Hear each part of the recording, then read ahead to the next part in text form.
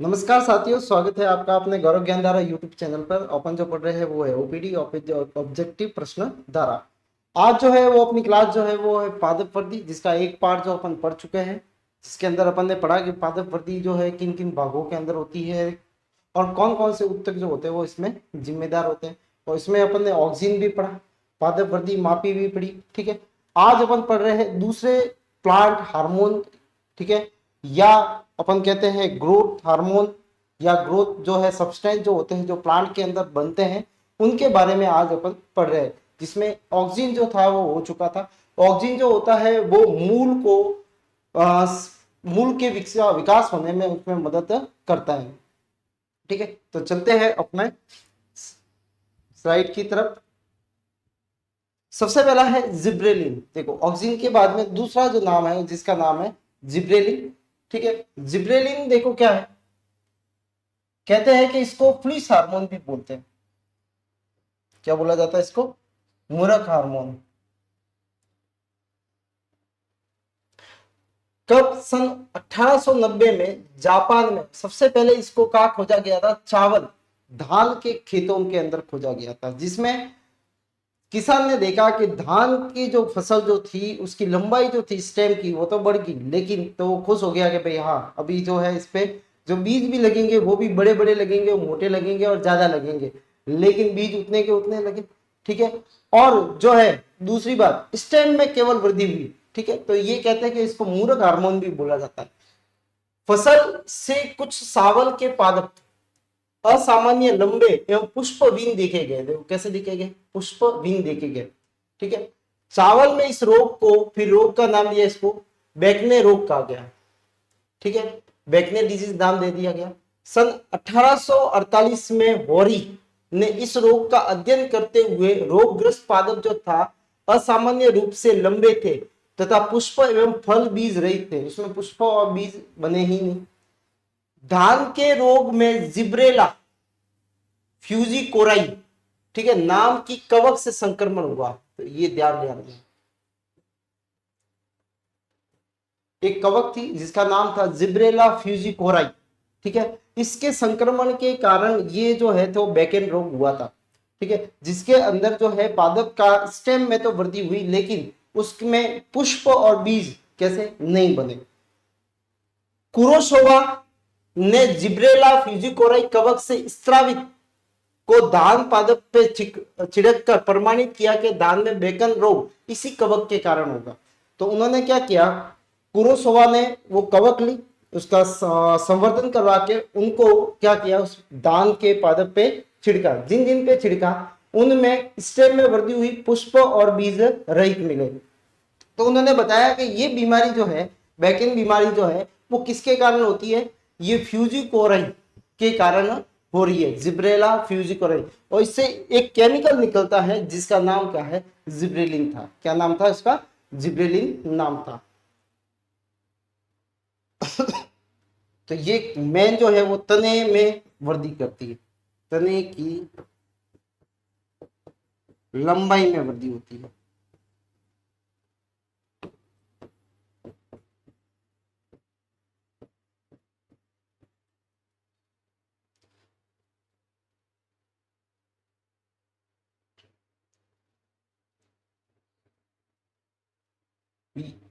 याबुता व हसाई हयासी ने जिब्रेला फ्यूजिकोराई से शुद्ध क्रिस्टल रसायन प्राप्त किए, जिसे जिब्रेलिन नाम दिया। क्या नाम दिया इसको? और ये किसने किया था? याबुता ने और हयासी ने। ठीक है, ब्रायन और उसके साथियों ने एकल जिब्रेलिन शुद्ध रूप से प्राप्त करने के लिए जिब्रेलिक अम्ल नाम दिया। क्या नाम दिया उसको? जिब्रेलिक अम्ल। अब तक 100 से ज्यादा जिब्रेलिन को खोजा जा चुका है। ठीक है, जो विभिन्न पादपों और कवकों से प्राप्त होता है। किन किन से प्राप्त होता है? और अब तक कितने? 100 से जो है वो क्या है, जिब्रेलिन को खोजा गया है, जिसमें इनके नाम जो है वो GA1 है, GA2 है, GA3 है, ऐसे डॉट डॉट करके 100 तक इनके नाम दे रखे हैं। अब है इनकी रासायनिक प्रकृति क्या होती है। जो जिब्रेलिन जो है वो किससे बना हुआ होता है? मूल संरचना में समान रासायनिक दृष्टि से जिब्रेलिक अम्ल व टर्पिनस होते हैं। किससे बना है? जिब्रेलिक अम्ल और टर्पिनस। 19 से 20 कार्बन इसमें पाए जाते हैं। परमाणु वाली एक गिब्बन वलय होती है, गिब्बन वलय, ये आप देख रहे हो, ये जो है ये इसका फॉर्मूला है, ठीक है, ये इसमें गिब्बन वलय, ठीक है, यहाँ पे जो है CH3 है और CH2। इनका स्थानांतरण प्रकाश के से अप्रभावित एवं अध्रुवीय होता है। ये कैसे होते हैं? अध्रुवीय है, और प्रकाश से ये कैसे होते हैं? अप्रभावित होते हैं। कुछ जिब्रेलिन भी है जैसे G1 जिसमें C19S24O6 होता है, Ga2 1926 और 6 है, Ga3 19, ठीक है, 22 और 6 है, और G4 C1924 और ये कितना है? 5 है, ठीक है, O कितना है? 5। तो ये इनके सामान्य क्या है? सूत्र है। तो याबुता और हयासी ने इसको सर्वप्रथम क्या किया था? इसको क्रिस्टल रूप में प्राप्त किया था।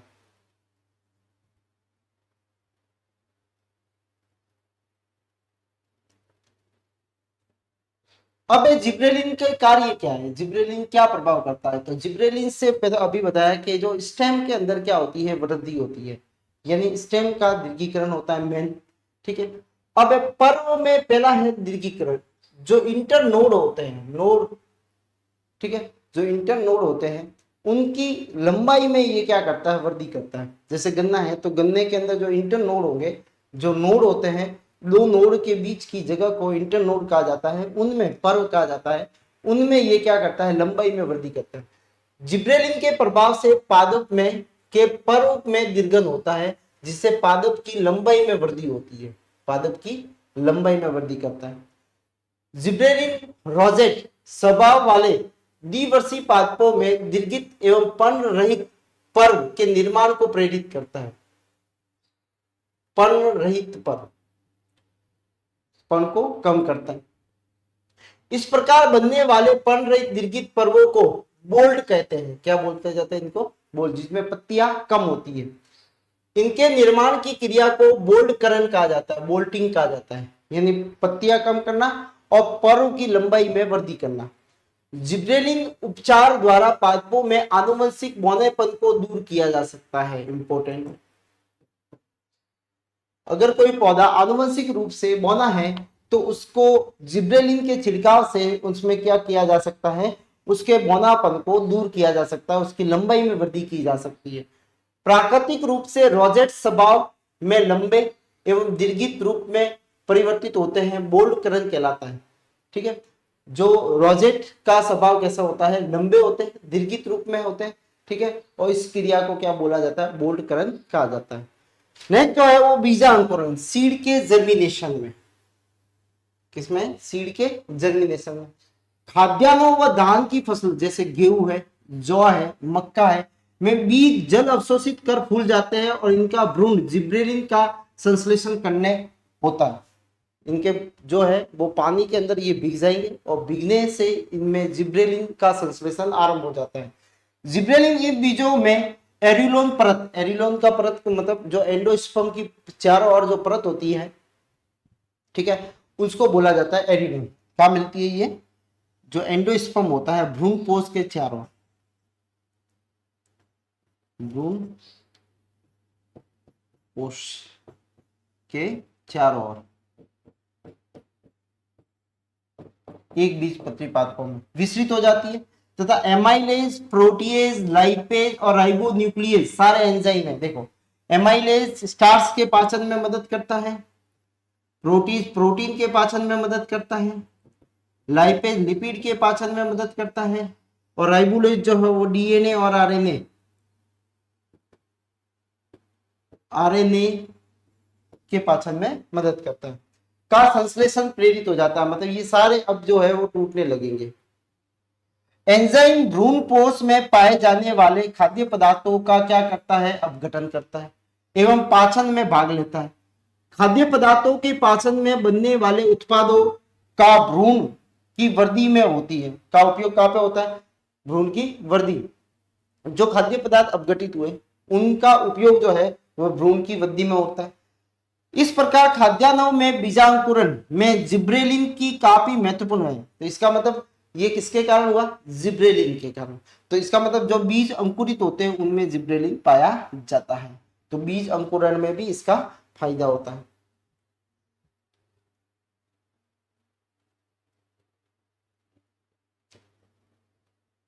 तीसरा है प्रसुप्ति भंग करना, डोरमेंसी।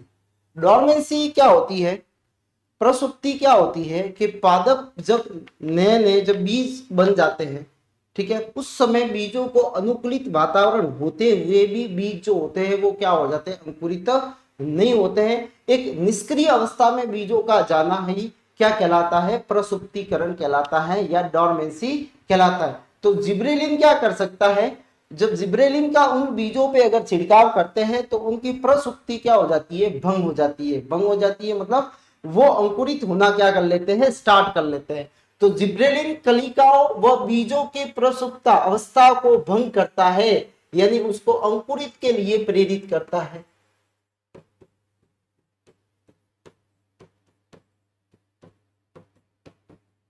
क्या करेगा? उसको अंकुरित के लिए प्रेरित करेगा।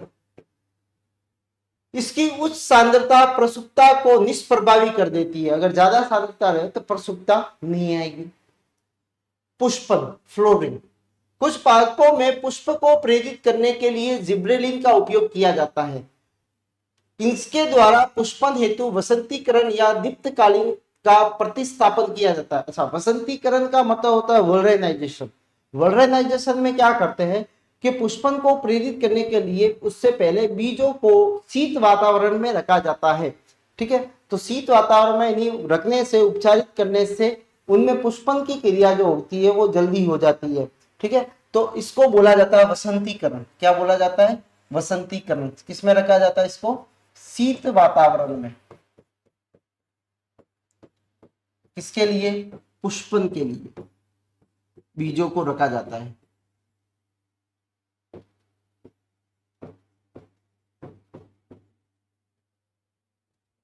दीप्तकालीनता। दीप्तकालीनता का मतलब होता है कि प्रकाश की अवधि जो पुष्पन को प्रेरित करवाने के लिए क्या होती है? आवश्यकता होती है। यानी पुष्प जो पादप जो है वो कितने टाइम तक जो है वो प्रकाश की अवधि को क्या कर लेता है या प्रकाश में रहता है, कितनी अवधि तक रहता है, उसको बोला जाता है दीप्तकालीनता। क्या बोला जाता है? दीप्तकालीनता। तीसरा है अनिशेष फल, पार्थिनोकार्पी। ठीक है, जिब्रेलिन अनिषेक फ्लेक को प्रेरित करने में काफी प्रभावशाली है। ऑक्सीजन का भी देखा था अपन ने, ठीक है, और इसमें भी है। ऑक्सीजन से कई गुना ये है कैसा होता है? प्रभावित होता है। ऑक्सीजन से अगर जिब्रेलिन की कंपैरिजन करें तो जिब्रेलिन जो है वो जल्दी ही क्या करेगा? वो आपके अनिषेक फल को क्या करेगा? बढ़ाता है। टमाटर है, सेब है, नाशपाती है, पोम है, गुलटी है, गुठली है।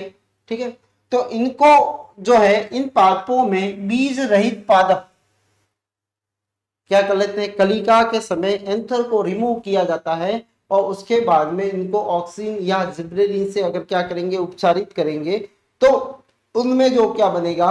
वो अनिषेक फल बनता है।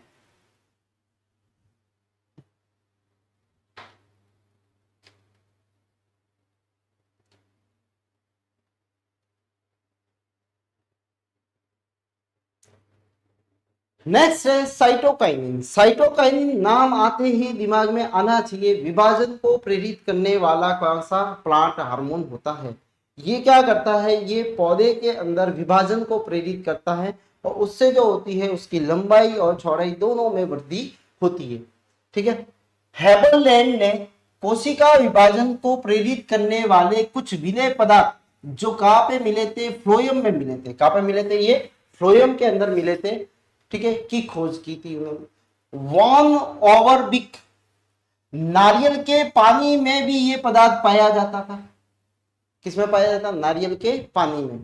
ठीक है, कोकोनट वाटर जो होता है। स्कुग और मिलर ने क्या बताया कि ईस्ट के डीएनए से इसको अलग किया।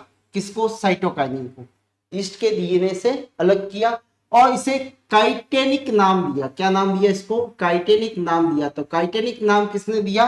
स्कुग और मिलर ने इसको, इस साइटोकाइनिन को नाम क्या दिया? काइटेनिक नाम दिया। ठीक है।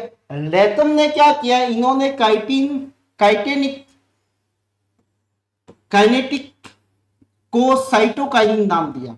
तो साइटोकाइनिन नाम किसने दिया, लेथम ने दिया। लेथम ने इसको क्या नाम दिया, काइनेटिन को साइटोकाइनिन नाम दिया। लेथम और मिरल ने जियाटिन नाम दिया। दोनों ने मिलकर क्या नाम दिया इसको, जियाटिन नाम। तो जियाटिन नाम जो था वो किसने दिया था, लेथम और मिरल ने दिया था। लेथम ने इसको काइनेटिक को साइटोकाइनिन नाम, जो प्राकृतिक रूप से पाए जाने वाला प्रथम साइटोकाइनिन था। तो प्राकृतिक रूप से पाए जाने वाला प्रथम साइटोकाइनिन कौन था, जियाटिन था। कौन था, जियाटिन। तो जियाटिन नाम जो है वो लेथम और मिरल ने दिया था। लेथम ओनली ने क्या नाम दिया था इसको, काइनेटिक, काइनेटिन को क्या नाम दिया था, साइटोकाइनिन दिया था। रासायनिक प्रकृति क्या होती है इसकी, ये 6 फॉस्फोरिल एमिनो अम्ल की प्यूरिन नामक साइटोकाइनिन, प्यूरिन दो तरह के क्या आते हैं जो नाइट्रोजिनस बेस होते हैं, एक होता है प्यूरिन और एक होता है पिरामिडिन। तो इसमें प्यूरिन है, साइटोकाइनिन की सबसे पहली पहचान हुई थी। ठीक है, कौन सा, 6 फॉस्फोरिल एमिनो प्यूरिन नामक साइटोकाइनिन।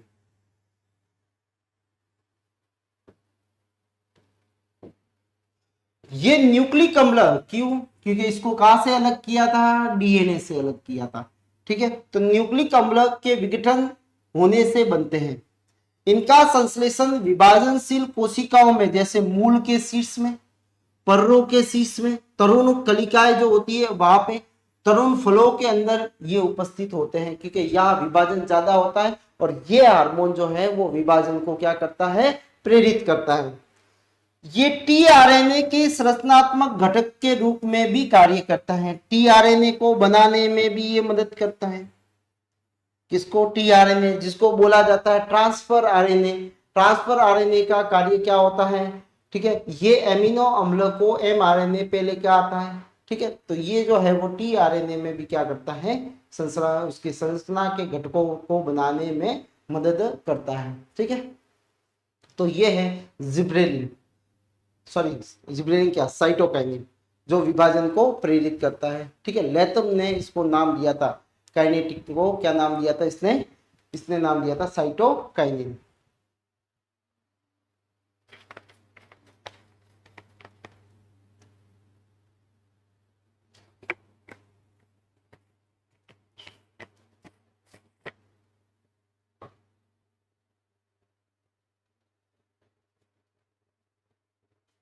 अब है साइटोकाइनिन के जो है वो क्या कार्य है। ठीक है, ये फॉर्मूला है काइनेटिन, और दूसरा जो है वो कौन सा है, जिएटिन या जियाटिन। ये प्यूरिन की क्या होती है, ये प्यूरिन। पहला मेन कार्य जो है वो इसका क्या है, कोशिका विभाजन का है। कोशिका विभाजन को ये प्रेरित करता है, विभजोतक ऊतकों के निर्माण की क्रिया को प्रेरित करता है, क्योंकि कोशिका विभाजन का होता है विभजोतक ऊतकों के अंदर होता है। दूसरा इसका काम है कोशिका का दीर्घन करना, उसके लंबाई के अंदर बढ़ाना। अब दीर्घन कब होगा, जब कोशिका विभाजन होगा। कोशिका विभाजन से पहले ही क्या होता है, उसकी दीर्घन होता है, यानी उसकी लंबाई, उसके अंदर जो है उसमें जो है कोशिका द्रव्य वगैरह उनका अनुपात क्या होता है, बढ़ता है। ठीक है, तो ऑक्सीजन एवं इथाइलिन के साथ कोशिकाओं का दीर्घन होता है। कोशिका का विभेदन, डिफरेंशिएटेड क्या कार्य करने लग जाती है, ऑक्सीजन के साथ में मिलकर कोशिका में विभेदन एवं अंग के निर्माण होता है। किसका, विभेदन एवं अंग के निर्माण को प्रेरित करता है। साइटोकाइनिन व ऑक्सीजन भिन्न भिन्न अनुपातिक मात्रा में प्रभाव से भिन्न भिन्न होता है। अच्छा, इनका दोनों का अनुपात अगर डालते हैं तो अलग अलग जो है वो इनका इफेक्ट आता है।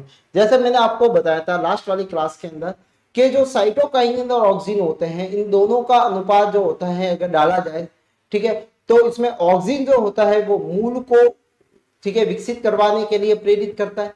ठीक है, और साइटोकाइनिन जो है वो पर्रों को क्या करता है, प्रेरित करवाने में मदद करता है। ठीक है, अगर अंकुरित हो रहे बीजों के अंदर अगर अपन ऑक्सीजन की मात्रा को ज्यादा कर दे तो सबसे पहले क्या निकलेगी, मूल का निर्माण होगा। और अगर अपन क्या करें कि साइटोकाइनिन की मात्रा को ज्यादा कर दे तो मूल से पहले पर्णु का निर्माण होगा। साइटोकाइनिन उत्तक संवर्धन व आनुवंशिक अभियांत्रिकी द्वारा नए पादपों की किस्मों में इसका क्या किया जाता है, उपयोग किया जाता है। क्योंकि देखो कोशिका जैसे ये सेल है, जैसे मान लो तो बीज है, ठीक है। अगर साइटोकाइनिन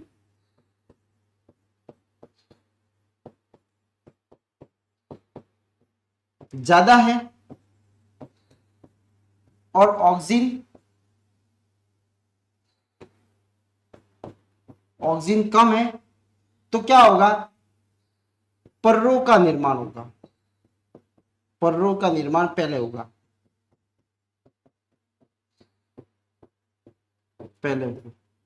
और अगर उल्टा कर दो, ठीक है, अगर साइट ऑक्सीजन अधिक है और साइटोकाइनिन कम है तो फिर किसका ये अधिक है, तब मूल का निर्माण पहले होगा।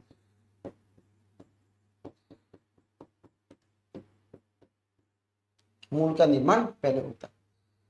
शीश प्रभाविता का निरोधक है, छिड़काव करने पर, ठीक है, शीश प्रमुखता समाप्त हो जाती है। शीश प्रमुखता मतलब वही पादप जो है वो अगर शीर्ष भाग वृद्धि करता है तो पार्श्व शाखाओं में वृद्धि नहीं होती है या कम होती है, ठीक है। अगर इसका छिड़काव करने पे पार्श्व शाखा ही भी क्या होगी, वृद्धि होगी, तो पार्श्व कलिका सक्रिय होकर वृद्धि करने लगती है। किसके कारण, इस साइटोकाइनिन के कारण। तो ये शीर्ष प्रमुखता को क्या करता है, कम करता है।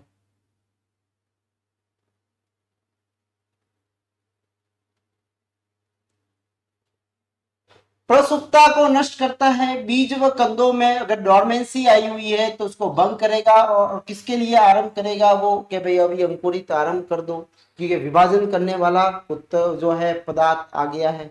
साइटोकाइनिन जो है वो विभाजन को प्रेरित करेगा।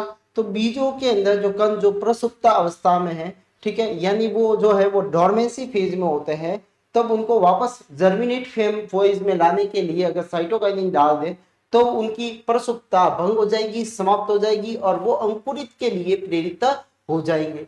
दूसरा है जीर्णता में विलंब करता है। जीर्णता में विलंब या आप अपने में भी देख सकते हो, जैसे अपने अंदर जैसे जैसे या सब में ये बातें होती है कि जैसे जैसे एज के हिसाब से बढ़ते हैं तो कोशिका विभाजन की दर जो हो जाती है वो कम हो जाती है। तो कहते हैं बुढ़ापे के अंदर जो है वो कोई भी चीज यानी घाव हो, हड्डी टूट गई हो तो उसको ठीक होने में टाइम लगता है, क्योंकि विभाजन जो है वो कम होने लगता है उस समय, ठीक है।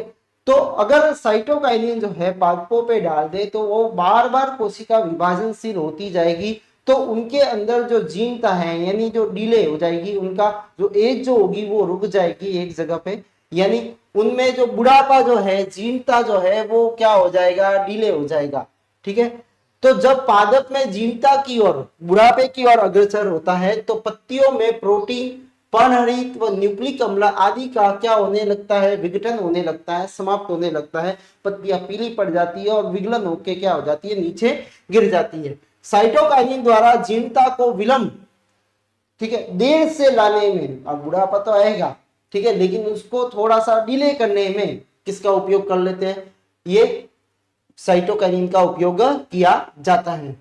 प्रभाव को रिचमोंड लेंथ प्रभाव कहा जाता है। तो क्या साइटोकाइनिन के उपयोग से जीनता में देरी करना क्या कहलाता है, रिचमोंड लेंथ प्रभाव कहा जाता है। तो ये था साइटोकाइनिन। अब नेक्स्ट जो है वो है इथाइलिन। इथाइलिन एक ऐसा है जो गैस रूप में मिलता है। कौन सी फॉर्म में होता है, ये गैस में होता है, ठीक है। तो इसका मेन कार्य जो है वो है फलों को पकाने में मदद करता है। तो फलों को पकाने में किसका उपयोग किया जाता है, इथाइलिन का उपयोग किया जाता है। ये प्राकृतिक है। ये असंतृप्त हाइड्रोकार्बन जिसमें डबल बॉन्ड, ट्रिपल बॉन्ड, ठीक है, बंद होते हैं कार्बन कार्बन में, ठीक है, तो उनमें ये जो है वो असंतृप्त हाइड्रोकार्बन होता है। ये प्राकृतिक गैसीय हार्मोन है। कैसा है, प्राकृतिक गैसीय हार्मोन होता है। आर गेने ने प्राकृतिक गैसीय हार्मोन के रूप में इसको पहचाना। सभी अंगों द्वारा संश्लेषित होने वाला फलों के परिपक्वन में वृद्धि को उत्प्रेरित करता है। इसका कार्य क्या है? मेन जो कार्य है वो क्या है इसका? फलों को पकाने में और दूसरा जो है वृद्धि को उत्प्रेरित करने में ये मदद करता है।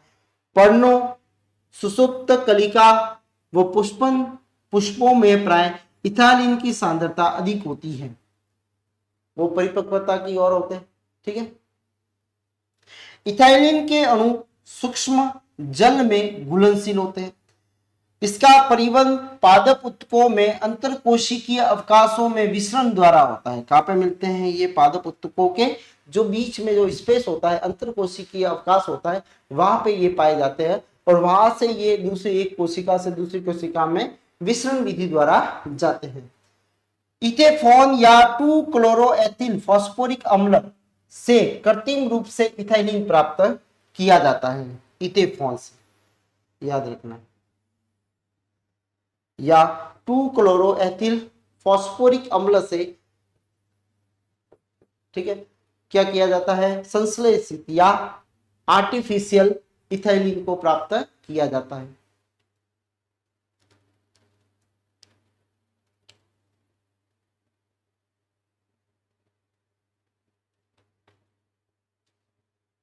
इथाइलिन के कार्य, मेन कार्य आपको पता है, फलों को पकाने में, फलों को पकाने से संबंधित जीन को ये क्या करता है? सक्रिय कर देता है। जब इसका छिड़काव करते हैं तो फलों के अंदर जो पकने वाली जो जीन होती है, जो फलों को पकाने में मदद करती है, उसको ये क्या कर देता है? सक्रिय कर देता है। जब फल पकाने के लिए आवश्यक एंजाइमों का, अब जैसे ये जीन सक्रिय होगी तो फल पकाने के लिए जो आवश्यक एंजाइम है उनका उसके अंदर क्या होने लगता है? संश्लेषण होने लगता है, बनने लग जाते हैं और फल जो है वो जल्दी से क्या हो जाते हैं? पक जाते हैं। फलों को क्लाइमेटिक फल कहा जाता है। ऐसे फलों को कौन से? क्लाइमेटिक, जिन पे इथाइलिन के छिड़काव से इनको पकाया जाता है उसको क्लाइमेट्रिक, ठीक है, फ्रूट से कहा जाता है। वृद्धि पर प्रभाव, वृद्धि पे इसका क्या प्रभाव होगा? मूल व पर्रों की लंबाई में वृद्धि को ये क्या कर देती है? अवरोध कर देती है। उनको जो है वृद्धि जो होगी लंबाई को उसको रोक देगी। मोटाई में वृद्धि को ये क्या करती है? प्रेरित करती है। ठीक है, तो इसके अगर छिड़काव से क्या होगा? मूल व पर्रों की लंबाई तो रुक जाएगी लेकिन उसकी मोटाई बढ़ेगी। पादपों में क्षैतिज वृद्धि व अपस्थानिक मूलों के निर्माण में इसकी क्या की जाती है? उपयोग किया जाता है। ठीक है, क्षैतिज वृद्धि में और अपस्थानिक मूल जो एडवेंटिशियस रूट होती है, जो पादप के कायिक भाग से निकलती है, उनको विकास करने में, उसको विकसित करने में किसका उपयोग किया जाता है? इथाइलिन का उपयोग किया जाता है। पुष्पन पे, पुष्पन को अवरोध है लेकिन अनानास, लीची, आम में पुष्पन की क्रिया को प्रेरित करता है। मादा पुष्पों की संख्या में वृद्धि करता है, जो ऑक्सिन भी करता था। ऑक्सिन भी मादा पुष्पों की संख्या में क्या करता था? वृद्धि करता था। विगलन, पर्णों व पुष्पों व फलों में विगलन तीव्र हो जाता है। विगलन का मतलब होता है पीला, क्योंकि ये जब है इथाइलिन यानी पकाना, पकाना मतलब जो होगा फल पकेगा, जैसे आम हरा होता है, पकने के बाद में पीला पड़ जाता है। ठीक है, तो ये जो विगलन की आपने देखा है, पत्तियां कब गिरती है? जब वो पीली पड़ जाती है। तो पत्तियों में जो विगलन जो होगा यानी इथाइलिन डालते ही उनमें परिपक्वता आ जाएगी। ठीक है, और परिपक्वता आने के बाद में वो पीली पड़ के क्या हो जाएगी? नीचे गिर जाएगी। तो परिपक्वता लाने में किसका उपयोग? इथाइलिन का उपयोग किया जाता है।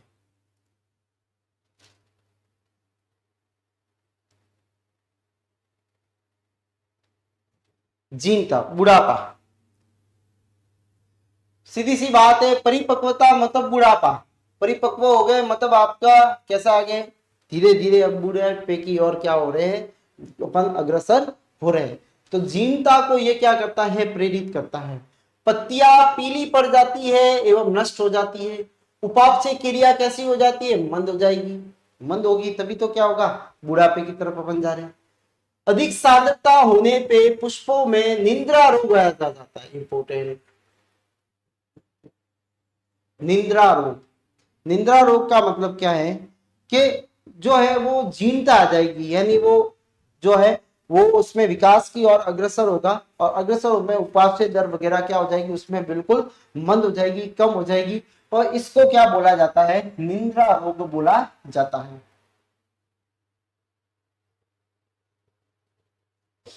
जड़ में वृद्धि, कलम से जड़ में उत्पत्ति, पार्श्व मूलों के निर्माण, ये मूल रोमों आदि के निर्माण को क्या करता है, ये प्रेरित करता है। ठीक है, वृद्धि अवरोधक ऐसे हार्मोन, तो ये थे अपने जड़ वृद्धि तक जो है ये क्या करता है, उत्पत्ति पार्श्व मूलों के, क्योंकि इसकी लंबाई को तो रोक देगा मूलों की, लेकिन उसमें जो पार्श्व मूलों है उसको क्या करता है, ये प्रेरित करता है। ठीक है, क्योंकि अभी अपन ने देखा कि इथाइलिन के अगर छिड़काव से मूल की लंबाई जो हो जाती है वो तो रुक जाती है, लेकिन जो पार्श्व जो होगी वो मूलें जो होगी उनके निर्माण को ये प्रेरित करता। ये जो थे ऑक्सिन था, जिब्रेलिन था, साइटोकाइनिन था, इथाइलिन था, ये ऐसे हार्मोन है जो पादप की वृद्धि को प्रेरित करते हैं, लेकिन कुछ ऐसे हार्मोन भी है जो पादप की वृद्धि को क्या करते हैं, रोकते हैं। इनको वृद्धि अवरोधक हार्मोन कहा जाएगा या पदार्थ कहा जाएगा। तो ऐसे हार्मोन या पदार्थ जो वृद्धि की दर को कम करते हैं या उन्हें रोकते हैं उनको वृद्धि अवरोधक हार्मोन कहा जाता है। ये पादप की वृद्धि को नियंत्रण एवं संतुलन बनाए रखते हैं का कार्य करते हैं। ये क्या करेंगे, जो वृद्धि हो रही है उसको ये नियंत्रण करते हैं। ठीक है, तो नियंत्रण करने का कार्य जो है वो किसका है, वृद्धि अवरोधक पदार्थों का होता है।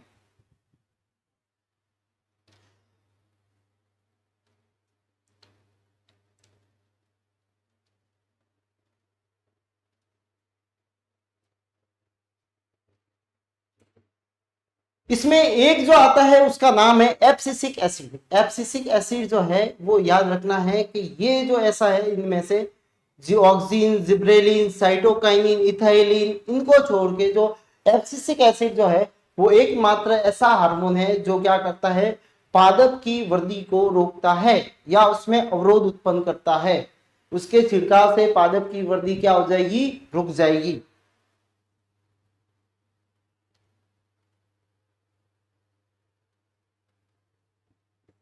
जड़ की वृद्धि, ठीक है, ये हो गया। अब जो है वो क्या है, abscisic acid, ABS, ABS, abscisic acid, sorry ABS नहीं, एब्सिसिक एसिड, एब्सिसिक एसिड सबसे प्रमुख वृद्धि अवरोधक हार्मोन, प्रतिकूल परिस्थितियों का सामना करने में मदद करता है। इसके छिड़काव से क्या होगा, जो छिड़काव से उसकी वृद्धि रुक जाएगी। और ये कब किया जाता है, सपोज मान लो जब प्रतिकूल प्रावस्था होती है तब पादप की उपापचय क्रियाओं को रोकना है, तो आप इस एब्सिसिक एसिड का उपयोग करके उसके उपापचय क्रिया को क्या किया जा सकता है, रोका जा सकता है। इसलिए इसको तनाव हार्मोन भी कहा जाता है, स्ट्रेस हार्मोन भी कहा जाता है। ठीक है, क्योंकि स्ट्रेस कंडीशन में उसको क्या करता है, फाइट करवाने में मदद करता है। वियरिंग ने एशर पर्णों से अलग किया था और इसे डॉर्मिन नाम दिया था। क्या नाम दिया था इसको, डॉर्मिन नाम दिया था। तो डॉर्मिन नाम किसने दिया था, वियरिंग ने दिया था। और इसको एशर की पर्णों से इसको अलग किया था। इससे किया था, एशर की पर्णों से इसको अलग करके इसको क्या नाम दिया, डॉर्मिन नाम दिया। एडिकोट और उसके साथियों ने 1963 के अंदर कपास की पुष्प कलिकाओं से अलग कर उसे एब्सिसिक नाम दिया। एब्सिसिन नाम दिया किसने, एडिकोट और उसके साथियों ने।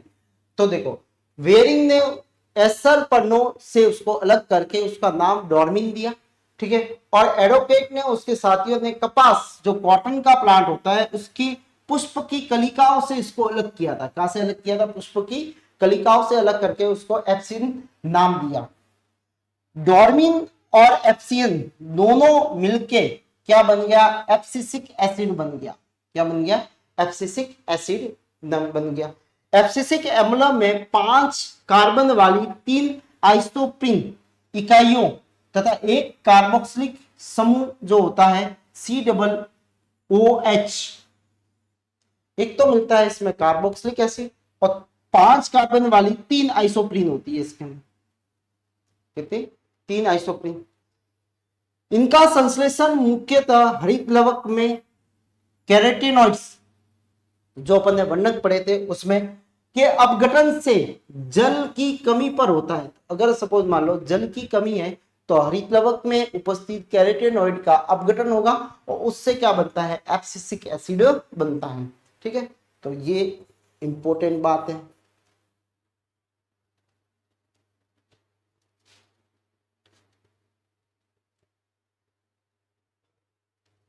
पहला, पत्तियों के विगलन, पुष्प व फलों के विगलन को ये क्या करेगा? प्रेरित करेगा। ठीक है, क्योंकि ये उसकी उपापचय क्रिया को रोक देगा। वाष्पोत्सर्जन रोधी, अल्प मात्रा में पत्तियों के रंध्रों को आंशिक रूप से बंद कर देता है। इसका उपयोग वाष्पोत्सर्जन रोधी में किया जाता है, वाष्पोत्सर्जन को कम करेगा। कलिका व बीजों की प्रसुप्ति लाने में मदद करता है। ये प्रसुप्ति लाने में, बाकी सब बंद करने में थे, ये लाने में मदद करता है। बीजों व कलिका में प्रसुप्ति ए के कारण होती है। जो प्रसुप्ति आती है, डोरमेंसी आती है, वो किसके कारण आती है? बीजों के अंदर वो आती है ए के कारण आती है। वर्दी का संबंधन है, संबंध करता है, यानी वो उसको क्या कर रहा है? रोक रहा है। कोशिका विभाजन एवं कोशिका वर्धन दोनों का संबंधन करता है।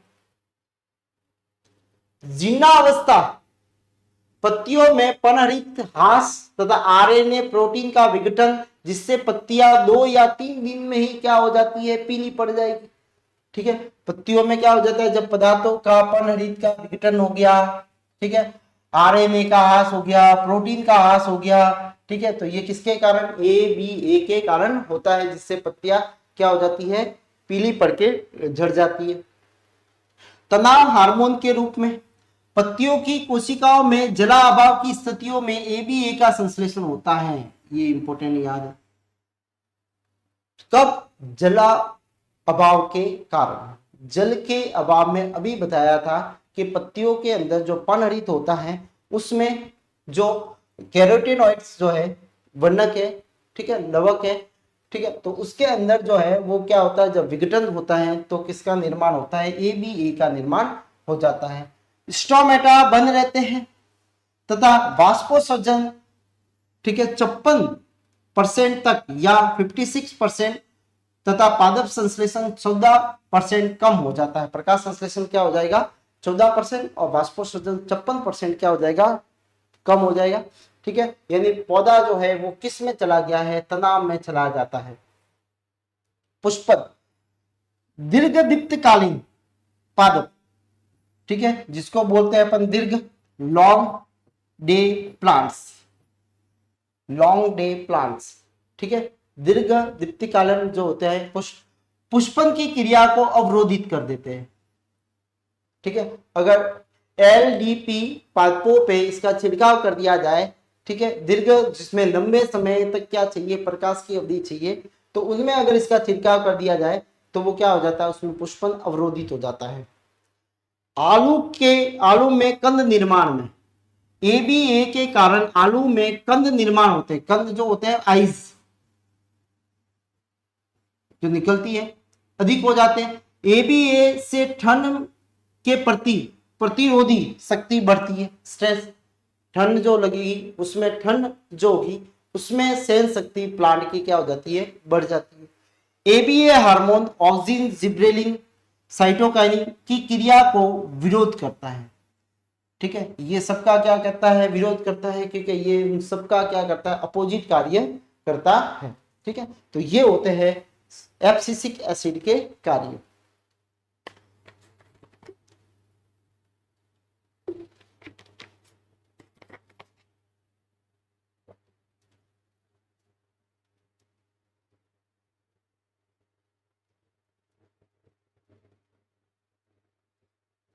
नेक्स्ट है दीप्तकालीनता।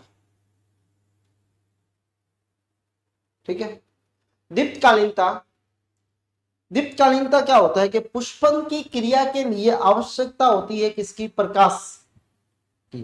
ठीक है, बहुत सारे कारकों की आवश्यकता होती है, लेकिन प्रकाश की आवश्यकता जो है वो महत्वपूर्ण होती है। ठीक है, यानी पादप जो है कितने टाइम तक प्रकाश को में अवधि के अंदर या प्रकाश में रहता है, उसके हिसाब से उसमें पुष्पन जो होगा वो प्रेरित होता है। ठीक है, तो एक मेन कार्य जो है वो प्रकाश कितनी अवधि तक पौधा जो है वो प्रकाश के अंदर रहकर, ठीक है, रहता है, उसमें पुष्पन की क्रिया को प्रेरित करता है। इस अवस्था को क्या बोला जाएगा? दीप्तकालीनता बोला जाएगा। कितने समय तक वो प्रकाश लेता है। पुष्पन की क्रिया के लिए आवश्यक प्रकाश की समाअवधि कितनी है, जो पुष्पन क्रिया के लिए आवश्यक है, के लिए आवश्यक होती है। खोज जो है वो सर्वप्रथम दो अमेरिकी व्यक्ति, एक तो गार्डनर और एलार्ड ने की थी। किसने की थी इसकी? गार्डनर और एलार्ड ने। ठीक है, 1920 के अंदर इसकी खोज की थी। और इसको कहां पे खोजा गया था? तंबाकू के मैरीलैंड मोथस और सोयाबीन के बिलाक्सी प्रजाति के अंदर इसको खोजा गया था। ठीक है, जब इनको जो है वो ग्रीष्मकालीन में रखा, फिर वापस इनको शीतकालीन में रखा। ठीक है, तो ग्रीष्मकालीन में रखते हुए भी क्या हुआ, उनमें पुष्पन की क्रिया को प्रेरित नहीं हुई। उसके बाद में इनको शीतकालीन यानी हरित ग्रह जो था, ठीक है, हरित ग्रह प्रभाव में उसको रखा। तो हरित ग्रह प्रभाव के अंदर क्या हुआ कि जब उनमें रखने के बाद में उसके जो बीजों के नवोद बीज जो पादप जो थे उनको बोया, तब जाके पुष्पन को प्रेरित हुआ। यानी कहते हैं कि जो इनकी जो पहले प्रजाति रही होगी, ठीक है, जिससे ये बने हैं, ठीक है, तो उनमें बीजों के अंदर क्या हुआ था? प्रकाश नहीं मिला, तो उसका प्रभाव जो है उस पौधे पे पड़ा और उस पौधे के आगे वाले सीड पे भी पड़ता है। तो इसको बोलते हैं दीप्तकालीनता। दिन की वह लंबाई जो पादप के पुष्पन के लिए अनुकूलित हो, दिन तथा दिन में आपेक्षिक लंबाई व आपेक्षिक दीप्तकाल के प्रति पादप की अनुक्रिया को दीप्तकालीनता कहते हैं। ठीक है, इन दीप्तकालीनता क्या है कि पादप की जो अनुक्रिया क्या रहेगी, यानी वो पादप जो है कितने लंबे समय तक प्रकाश को क्या करता है, अवधि के अंदर वो रहता है। ठीक है, और उसके कारण उसमें पुष्पन की क्रिया को प्रेरित होती है, उसको बोलते हैं अपन दीप्तकालीनता। ये किसने दी थी? गार्डनर व एलार्स ने दी थी। दूसरा है प्रकाश या अंधकार अवधियों के अंतरालों के प्रति पादप की अनुक्रिया दीप्तकालीनता कहलाती है। ये हिलमैन ने दी।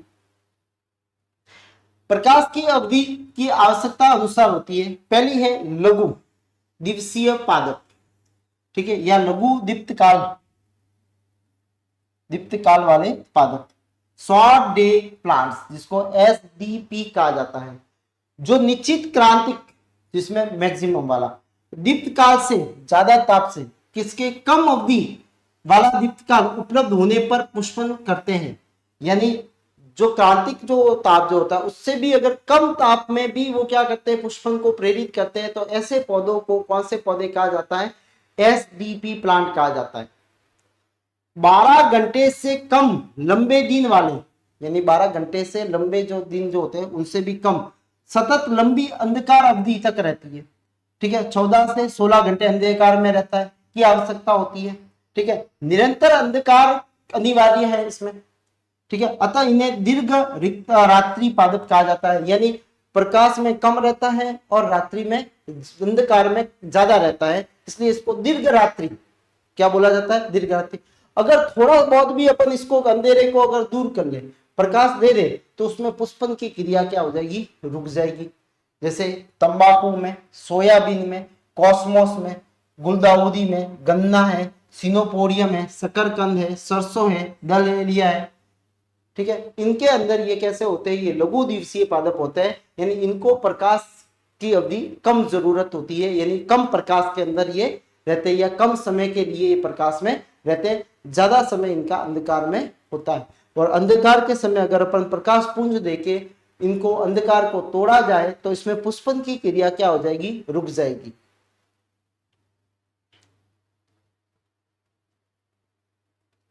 नेक्स्ट है दीर्घ दिवसीय, नाम से पता लग रहा है, लॉन्ग डे प्लांट, जिसको बोलते हैं LDP। 12 घंटे से अधिक क्या चाहिए? लंबे दिन वाले, 14 से 16 घंटे इनको प्रकाश चाहिए। जो क्रांतिक दीप्तकालीन से भी कैसा हो? अधिक अवधि वाला हो, इसको दीप्तकाल की आवश्यकता होती है। ठीक है, इन्हें छोटी अंधकार अवधि होती है।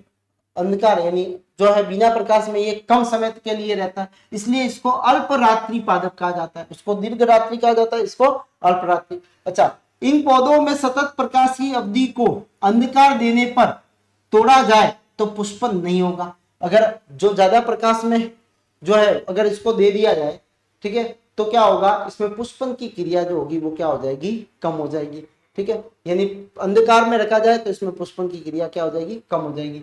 हैनबेन, शुकरकंद, मूली, जई, पालक, गाजर, आलू, जौ, गेहूं के अंदर ये जो पादप होते हैं वो दीर्घ दिवसीय होते हैं, यानी इनको ज्यादा प्रकाश की आवश्यकता होती है।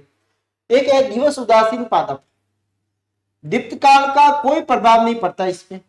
ठीक है, सभी संभव दीप्तकालों में ये पुष्पन को क्या करते हैं, प्रेरित करने में सक्षम होते हैं। मक्का, मिर्च, टमाटर, कपास, सूर्यमुखी। दीप्तकालीन प्रेरण स्थल, पहला दीप्तकालीनता कहां पर मिलेगी, पहला है पत्तियां व कलिकाओं में दीप्तकालीनता को ग्रहण करते हैं। जो पत्तियां होती है वो इसको ग्रहण करती है। अच्छा, ग्रहण करने में भी कौन सी, जो तरुण पत्तियां होती है वो ग्रहण नहीं, जो दीर्घ जो थोड़ी सी कैसी होती है, कह सकते हैं अपन एज वाली जो होती है, ठीक है, ज्यादा एज वाली भी नहीं, जो कम एज वाली, मिडल वाली, ना तो तरुण होती है ना बुढ़ापे की ओर होती है, बीच वाली जो होती है पत्तियां जो होती है वो इनको क्या करती है, ग्रहण करती है। किसको, दीप्तकालीन तो प्रकाश को, क्योंकि इनके अंदर क्या मिलता है, वर्णक मिलता है। क्या मिलता है, वर्णक मिलता है। ठीक है, सैलाकिया ने अपने प्रयोग के आधार पर इसका निष्कर्ष निकाला था। ठीक है, कि भाई पादप के अंदर क्या होता है, में क्या मिलता है, वर्णक मिलते हैं, और वो क्या करते हैं, प्रकाश का अवशोषण करते हैं।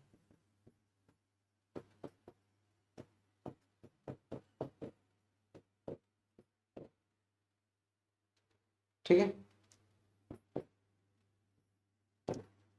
वयस्क जो पत्तियां होती है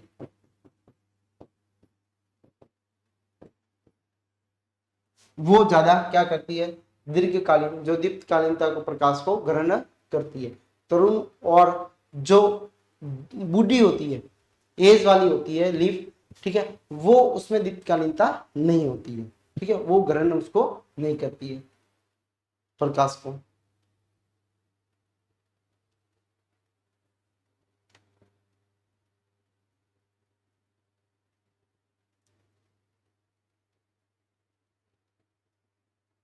दीप्तकालीनता की अलग अलग परिभाषा है या सकल्पना है। ठीक है, सकल्पना जो है वो पहली संकल्पना है फ्लोरोजिन परिकल्पना है।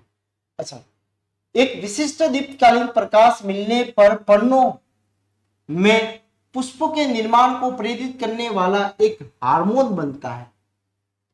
क्या बोला, कि जब अगर किसी प्लांट को दीप प्रकाश में रखा जाता है, प्रकाश अवधि में रखा जाता है, तो जो पर्ण जो होती है वो प्रकाश को अवशोषित करती है, और अवशोषित करने के बाद में एक पदार्थ का निर्माण करती है, और उसी पदार्थ को फ्लोरोजिन कहा जाता है। फ्लोरोरीजन कहा जाता है, फ्लोरोरीजन कहा जाता है। दो हार्मोन का मिश्रण होता है। ये फ्लोरोजिन जो है वो दो हार्मोन का क्या है, मिश्रण है। एक तो इसमें मिलता है जिब्रेलिन और दूसरा मिलता है इसमें एंथ्रेसिस। एंथेसिस जो है दो हार्मोन है, जिब्रेलिन और एंथेसिस।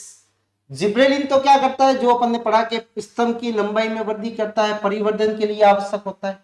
तथा ये जो पाद जो होता है वो दीप्तकालीन पादपों के लिए होता है। किसके लिए होता है, जहां पे लॉन्ग जो है प्रकाश में रहने वाले जो पादप है उनके अंदर ये जो है वो बनता है।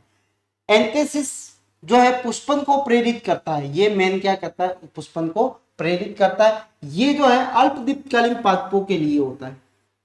ठीक है, तो एंथेसिस जैसे किसी पदार्थ का पृथक्करण या अभिव्यक्ति अभी तक नहीं हुई है, मतलब इस पदार्थ का अभी वास्तव में बाहर नहीं दिया, एक काल्पनिक है, एक सकल्पना है कि ऐसे पदार्थ बनते हैं, इनको नाम दे दिया गया है, अभी तक इसको पृथक किया हुआ नहीं है।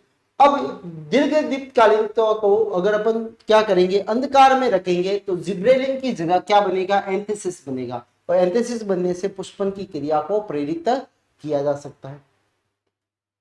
दूसरा है फाइटोक्रोम सिद्धांत। इस सिद्धांत का प्रतिपादन बॉर्थविक व हेनरिक्स ने किया था 1950 में। पत्तियों के लिए ऊतकों में प्रकाशग्राही वर्णक होते हैं, ठीक है, जो अपन ने पढ़ा, जिनको क्या बोलते हैं, फाइटोक्रोम बोलते हैं, फाइटोक्रोम कहा जाता है। फाइटोक्रोम एक चमकीला नीला व नीले हरित प्रोटीन युक्त पदार्थ होता है। ये दो अंत परिवर्तनशील क्या होते हैं, वर्णकों में पाए जाते हैं। एक तो होता है 730 वाला और एक होता है 660 वाला, ठीक है। ये 730 वाला क्या करता है, 660 वाला ये लाल प्रकाश को अवशोषित करता है, किसको, लाल प्रकाश को, और किसमें बदल जाता है ये, और ये जो है 730 वाला ये किसको करता है, ये अवरक्त को करता है, अवरक्त प्रकाश को करता है, और किसमें बदल जाता है, ये 650 में। ये आपस में बदलते रहते हैं। अच्छा, दिन में ये आता है और ये किसमें आता है, 100 डीपी, ठीक है। जो अल्प डे वाले जो प्लांट होते हैं उसमें पुष्पन को ये क्या कर लेता, अवरोध कर लेता, और उस समय क्या करता है, एलडीपी में प्रेरित करता है, ठीक है। और इसको बोला जाता है फाइटोक्रोम फार रेड, ठीक है। दिन में धूप होगी, धूप में क्या होगा, जो है शॉर्ट वाले में तो क्या होगा, अवरुद्ध हो जाएगा, इसमें प्रेरित हो जाएगा। ये जो होता है जब नाइट में काम आता है, रात में ये होता है, तो जो लॉन्ग वाले पुष्पन में तो अवरोध हो जाएगा और एसडीपी में क्या हो जाता है, ये प्रेरित करता है, ठीक है। तो ये फाइटोक्रोम सिद्धांत होता है। ये क्या है, फाइटोक्रोम सिद्धांत।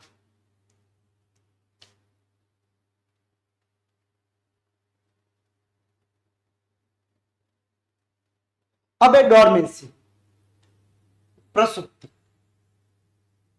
पूर्ण विकसित बीजों को उनके बनने के तुरंत बाद अनुकूलित परिस्थितियां उपलब्ध कराने पर अंकुरित नहीं होते हैं, यानी सारी चीजें होते हुए भी वो अंकुरित नहीं होते हैं, तो इसका मतलब वो किसमें है, डॉर्मेंसी में। यानी क्रियात्मक रूप से वो कैसे होते हैं, निष्क्रिय होते हैं, इनएक्टिव होते हैं। कैसे होते हैं वो, इनएक्टिव होते हैं। बीजों के अंकुरण का इस अस्थायी निलंबित अवस्था को प्रसुप्त अवस्था कहा जाता है। इसको डॉर्मेंट स्टेट कहा जाएगा, यानी प्लांट या सीड जो है वो किस अवस्था में है, डॉर्मेंट अवस्था के अंदर रहते हैं। इस परिघटना को क्या बोला जाता है, इस घटना को तो बोला जाता है डॉर्मेंसी, और जिस स्टेज में, जिस अवस्था में सीड वगैरह जो होते हैं, बीज जो होते हैं, उसको बोला जाता है प्रसुप्ता अवस्था कहा जाता है। प्रसुप्ता अवस्था के कारण बीज लंबी अवधि तक जीवन सक्षम बने रहते हैं। यानी वो कैसे होते हैं, जैसे अपने घरों के अंदर भी गेहूं चना वगैरह सारी चीजें पड़ी है, वो अभी किस अवस्था में है, वो डॉर्मेंसी अवस्था में है। जब भी उनको वापस अगर अनुकूलित परिस्थितियां अपन उपलब्ध करवा देंगे तो क्या हो जाएंगे, वो धीरे धीरे वापस क्या हो जाएंगे, अंकुरित होने स्टार्ट हो जाएंगे। बीजों में प्रसुप्ता अंतर्जात और बहिर्जात कारणों का प्रभाव पड़ता है, ठीक है। जैसे राइजोफोरा मटर में ये अवधि अनुपस्थित होती है। अधिकांश फसलीय पौधों में 2 से 5 वर्ष तक होती है। मरुस्थलीय पादप में, बबूल में 5 से 10 वर्ष तक रह सकते हैं, और आर्कटिक टुंड्रा में ल्यूपिन के बीजों को अपन 1000 वर्ष तक क्या कर सकते हैं, डॉर्मेंसी अवस्था में रखा जा सकता है। तो ये जो है इनकी डॉर्मेंसी अवस्था की अवधि है।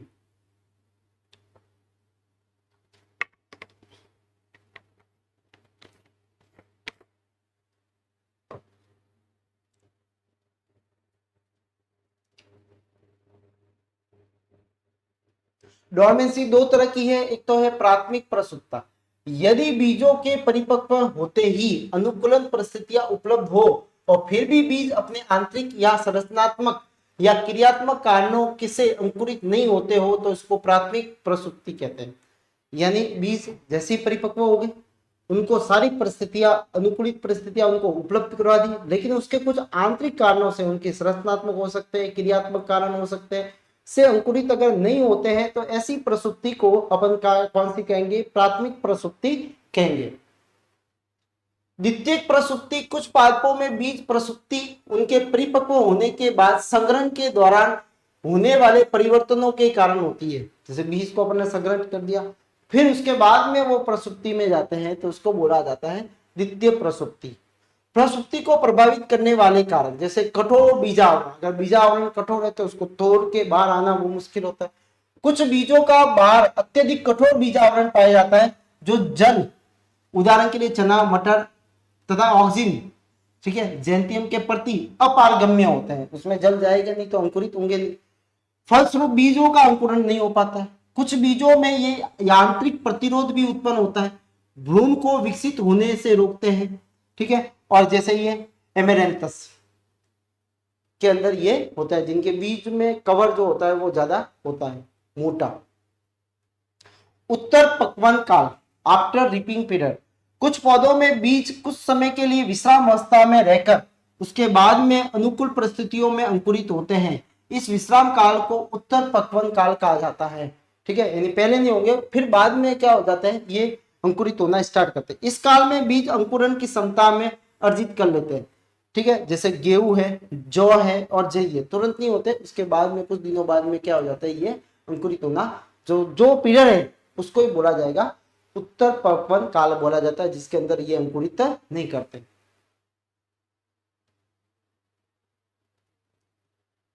परिपक्व भ्रूण, कुछ पादपों में भ्रूण के पूर्ण परिवर्तन होने से पूर्व बीज जनक पौधे के फल से अलग हो जाते हैं। फलस्वरूप अपरिपक्व भ्रूण का जब तक पूरा विकास नहीं हो जाता वह अंकुरित नहीं हो पाते, जिसे गिगो बाइलोबा। ठीक है, और दूसरा जो है निटम निमो, इनमें क्या हो जाता है, भ्रूण से पहले ही क्या हो जाता है, जो सीड जो है वो क्या हो जाता है, उसके परिवर्तन से पहले ही क्या हो जाते हैं, अलग हो जाते हैं। ठीक है, फल से, इससे फल से अलग हो जाते हैं। ठीक है, और जब तक भ्रूण परिपक्व नहीं होगा तब तक वो अंकुरित नहीं होते। तापमान, शीत उपचारित किया जाता है इसके अंदर, जिसमें 0 से 5 डिग्री ताप पर बीजों को रखा जाता है और इसके में रख के बोया जाता है। शीत ऋतु में बीज प्राकृतिक रूप से शीत उपसारित हो जाते हैं, उदाहरण के लिए और छेद, और इसको बोला जाता है बसंतीकरण। क्या बोला जाता है इसको, बसंतीकरण। प्रकाश अवधि में कुछ पौधों के बीज प्रकाश की अवधि गुणवत्ता उनकी निश्चित मात्रा के प्रति अति संवेदनशील होते हैं या संवेदी होते हैं, ऐसे बीजों को फाइटोब्लास्टिक सीड कहा जाता है। ठीक है, कुछ उचित प्रकाश की अवधि का अभाव होने पर इसका बीजों का अंकुरण नहीं हो पाता, मतलब प्रकाश की अवधि उनको परफेक्ट अगर मिलती है तो ही क्या होगा, वो अंकुरित होगा, अगर उससे नहीं मिलती है तो वो क्या होगा, अंकुरित नहीं होते हैं। अंकुरण निरोधक, ऐसे रासायनिक बीजों में अंकुरण की क्रिया विरोध करते हैं एवं अंकुरण संबंधक या अंकुरण निरोधक कहा जाता है। ठीक है, निरोधक पदार्थ फलों के गूदेदार भित्तियों में पाए जाते हैं। जब बीजों में मृदा में डाला जाता है तो पदार्थ धीरे धीरे क्या हो जाते हैं, निक्षालित हो जाते हैं, हट जाते हैं और फिर क्या हो जाते हैं, उनमें अंकुरित होते हैं। तो ये थे अंकुरित को प्रभावित करने वाले कारक। अब कैसे इसको तोड़ा जाए, तो पहले तो खुरचना, बीजों के ऊपर के आकार को खुरचा जाता है। बीजों के कटन जो कठोर है आवरण है, बीजावरण, उसको तोड़कर खुरच कर कमजोर कर दिया जाता है ताकि बीज जल को आसानी से अवशोषित करे। और कुछ कठोर बीजों में अंकुरण से पूर्व अम्ल में डाला जाता है या गर्म करके भिगो के उसको मुलायम बनाया जाता है ताकि वो आसानी से जल से अवशोषित करके अंकुरित हो जाए। शीतन उपचार में कुछ बीजों को अंकुरित से पूर्व कम ताप पर रखकर उसका शीत उपचारित किया जाता है, इसको वसंतीकरण या वल्लेनाइजेशन कहा जाता है, ये याद रखना। एकांतिक तापकरणों में उद्भाषण, कुछ बीजों को उच्च ताप पर और निम्न ताप पर, एकांत कभी ज्यादा ताप फिर वापस कम ताप में उपचारित करने पर उनकी सुप्ता अवस्था समाप्त हो जाती है। कौन सी सुप्ता अवस्था जो है, डोरमेंसी, उनकी समाप्त हो जाएगी। प्रकाश, कुछ बीजों को लाल प्रकाश में उद्भाषित करने पर उनका अंकुरण क्षमता बढ़ाई जा सकती है। दाब में कुछ प्रसुप्त बीजों को 18 से 20 डिग्री तापमान पे और 2000 वायुमंडलीय दाब पर रखने पर अंकुरण क्षमता उनकी क्या हो जाएगी, बढ़ जाएगी। कुछ वर्दी निरंतक में कुछ पौधों में प्रसुप्त बीजों को जिब्रेलिन, इथाइलिन, ठीक है, क्लोरोहाइड्रिन, थायोयूरिया आदि से उपचारित करने पे अंकुरण को क्या किया जा सकता है, बढ़ाया जा सकता है। वर्दी नियंत्रकों से इन बीजों की प्रसुप्ति